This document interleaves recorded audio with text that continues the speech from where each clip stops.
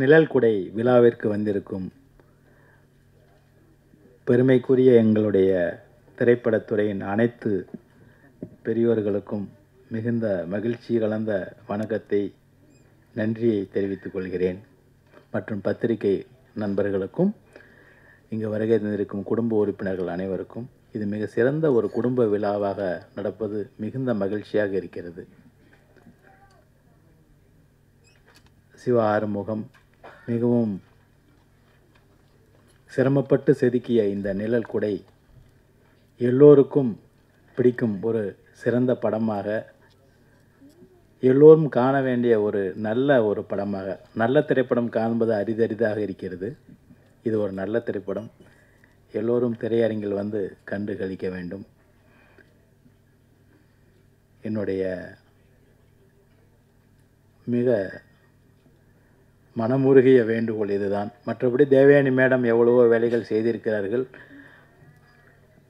எவ்வளவோ படங்கள் நடித்திருக்கிறார்கள். 30 வருடங்களுக்கு முன்பு தன்னை ஒரு படத்தில் அறிமுகப்படுத்திய அதே குழுவிற்கு அதே துணை இயக்குனர்கள், அதே இணை இயக்குனர்கள், அதே இயக்குனர் எல்லோருக்கும் 30 வருடம் கழித்து மீண்டும் ஒரு படம் அவர்கள் நடிப்பதும், இந்த மேடையில் குடும்பமாக எல்லோரும் வந்து அமர்வதும் மிகப்பெரிய ஒரு மேஜிக். இந்த மேடை எனக்கு நிறைய மேஜிக்குகளை பலமுறை கற்றுக் கொடுத்திருக்கிறது, காண்பித்திருக்கிறது. இதுவும் மிக சிறந்த ஒரு மேஜிக். நம்முடைய நீண்ட நெடிய பயணத்தில் எவ்வளவோ நிழல்கள் இருந்திருக்கிறது.